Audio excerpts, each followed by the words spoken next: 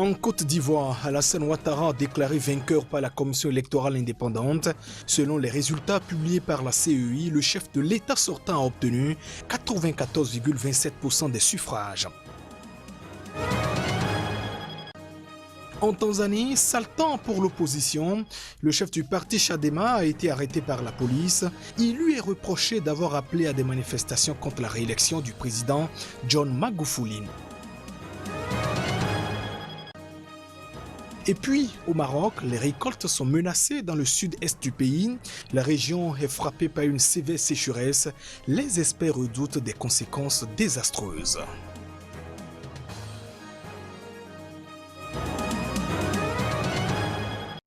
Voilà pour le sommaire de ce journal. Bienvenue dans cette édition.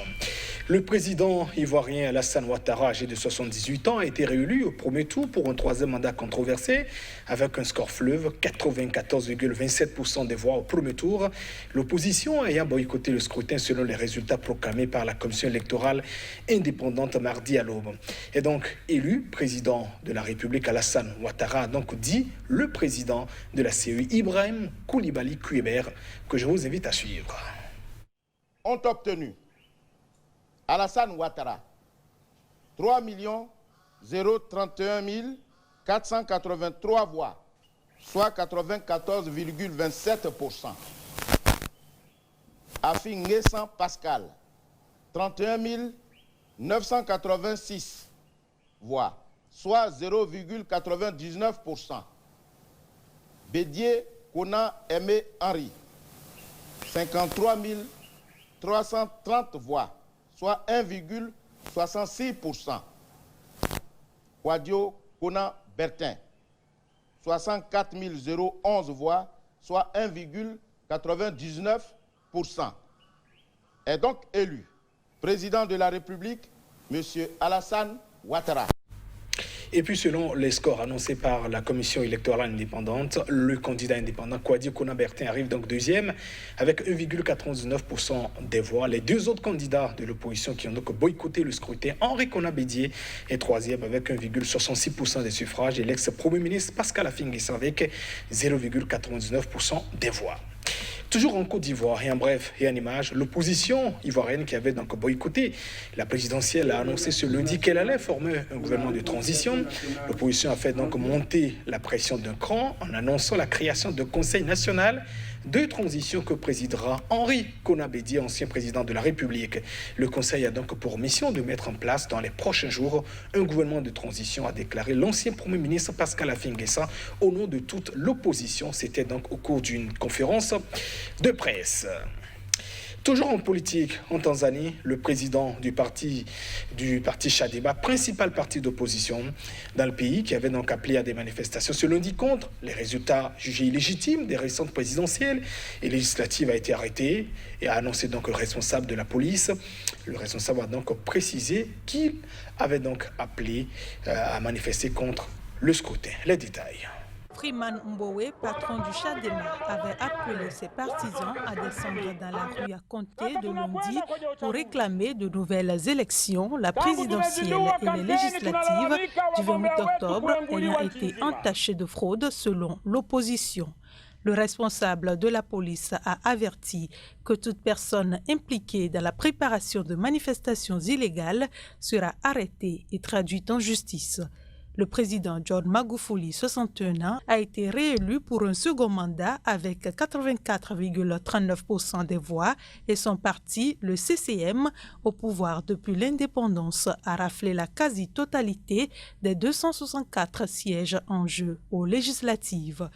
Candidat du Chadema et principal adversaire de Magufuli à la présidentielle, Tundu Lissu, revenu en Tanzanie après 3 ans de soins et de convalescence à l'étranger consécutif à une tentative d'assassinat politique, selon lui, en 2017, n'a recueilli que 13,03% des voix. La loi en Tanzanie ne l'autorisant pas, la porte de la contestation des résultats de la présidentielle devant un tribunal nous est fermée. Et c'est pourquoi nous avons décidé de nous adresser au peuple, avait expliqué samedi Lissu lors de l'appel à manifester lancé par le Chadema avec l'ACT Ouazalando, autre parti d'opposition. Le premier mandat de Magoufouli, élu avec 58% des voix en 2015, a été caractérisé par un net recul des libertés fondamentales et une multiplication des attaques contre l'opposition selon les organisations de défense des droits de l'homme. La réforme de la constitution algérienne a été approuvée avec 66,8% des suffrages exprimés lors d'un référendum marqué par une abstention record. C'est ce qu'a annoncé ce lundi Mohamed Charfi. Il est le président de l'autorité nationale indépendante des élections. Le oui l'a emporté au référendum sur la révision constitutionnelle proposée par le pouvoir en Algérie, mais le scrutin a été marqué par une abstention record historique, un désaveu cinglant au président Abdelmadjid Tebboune, hospitalisé à l'étranger, selon des résultats officiels ce lundi. Le non a recueilli 33,20% des voix, a précisé Charfi lors d'une conférence de presse en saluant une étape essentielle pour la construction d'une Algérie nouvelle. Le taux de participation finale s'est établi à 23,7%, un plus bas historique pour un scrutin majeur. Un cinquième seulement des électeurs inscrits a ainsi voté en faveur de la réforme constitutionnelle. Les conditions dans lesquelles s'est tenu ce référendum étaient un défi pour toute activité politique de quelque nature que ce soit, a expliqué le président de l'ANI en allusion aux restrictions liées à la maladie Covid-19. Le fait que le peuple ait pu s'exprimer en toute indépendance a été un autre défi dans la construction de la nouvelle Algérie qui a commencé avec le Irak béni du 22 février 2019, a-t-il poursuivi. Cette révision de la Constitution est censée fonder une nouvelle république et répondre aux aspirations du mouvement de protestation populaire inédit du Irak qui réclame un démantèlement du système politique en place. Les partisans du Irak avaient appelé à boycotter le scrutin. La date du référendum n'avait d'ailleurs pas été choisie par hasard. Le 1er novembre marque l'anniversaire du début de la guerre d'indépendance contre la puissance coloniale française. Grand absent du scrutin, Tebboune, 74 ans, est hospitalisé depuis mercredi en Allemagne pour des examens approfondis après l'annonce de cas suspects de coronavirus dans son entourage. Son état serait stable et non préoccupant selon la présidence qui n'a pas donné de ses nouvelles depuis jeudi. Les champs desséchés s'étendent à perte de vue le long des plaines surplombant Agadir. Agadir, nous sommes dans le sud-ouest du Maroc. Avec la sécheresse persistante, cette grande zone agricole est privée d'irrigation par les barrages dont l'eau est désormais réservée aux habitants. Ces arbres ont près de 20 ans, ils sont morts, il n'y a plus d'eau, soupire Ahmed Drouch devant des orangers flétris d'une ferme près d'Agadir. Face à une sécheresse qui dure depuis 3 ans et qui pèse sur les ressources hydriques, les autorités n'ont pas trouvé d'autre solution que de détourner progressivement l'eau des barrages qui irriguaient les fermes de la région d'Agadir pour assurer l'accès à l'eau potable à près d'1 million de Marocains. Depuis début octobre, le stress hydrique est tel que l'eau des robinets est coupée entre 22h et 5h du matin à Agadir. À l'échelle nationale, le taux de remplissage des barrages plafonnait à moins de 37% fin octobre, contre 45,6% la même période l'année dernière. Et c'est autour d'Agadir, première région exportatrice d'agrumes et de primeurs, que les réserves sont au plus bas. Les restrictions d'accès à l'eau du robinet sont une mesure de précaution qui a permis d'économiser 20% de l'eau gaspillée la nuit. Les 3 dernières années ont été caractérisées par une sécheresse très prononcée.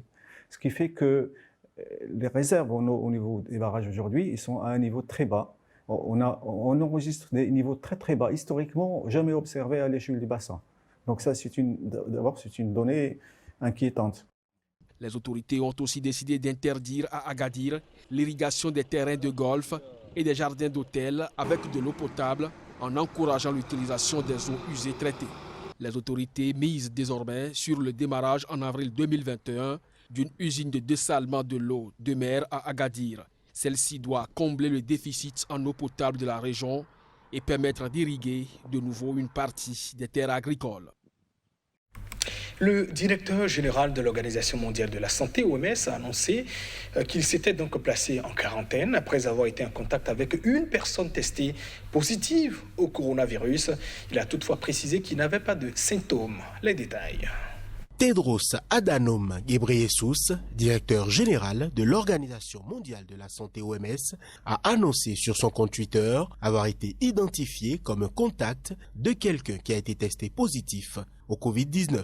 Le patron de l'OMS a souligné qu'il est extrêmement important de se conformer tous aux directives sanitaires. C'est ainsi que nous briserons les chaînes de transmission du Covid-19, supprimerons le virus et protégerons les systèmes de santé. Tedros a été en première ligne des initiatives de l'Agence de santé des Nations Unies pour lutter contre la pandémie qui a coûté la vie à près de 1,2 million de personnes et infecté plus de 46 millions de personnes dans le monde depuis que le nouveau coronavirus est apparu en Chine fin 2019. L'ancien ministre éthiopien de la Santé et des Affaires étrangères, âgé de 55 ans, a répété pendant des mois que chaque personne avait un rôle à jouer dans l'arrêt de la propagation du virus. Début octobre, il avait vigoureusement défendu le travail réalisé par l'organisation, accusée notamment par le président américain Donald Trump d'incompétence dans sa gestion de la pandémie. Genève, où l'OMS a son siège social, a déclaré dimanche un nouvel état d'urgence et affirmé que la ville irait au-delà des mesures nationales suisses en fermant tous les bars, restaurants et magasins non essentiels. Les autorités de la région, qui comptent environ 500 000 habitants, ont déclaré que les nouvelles mesures étaient nécessaires en raison de la flambée des cas, avec plus de 1000 tests quotidiens positifs ces derniers jours et de l'augmentation du nombre de patients atteints de Covid-19 dans les hôpitaux et les unités de soins d'urgence de Genève. Mesdames, Messieurs, ainsi se referme cette édition. Merci de votre attention. Au revoir.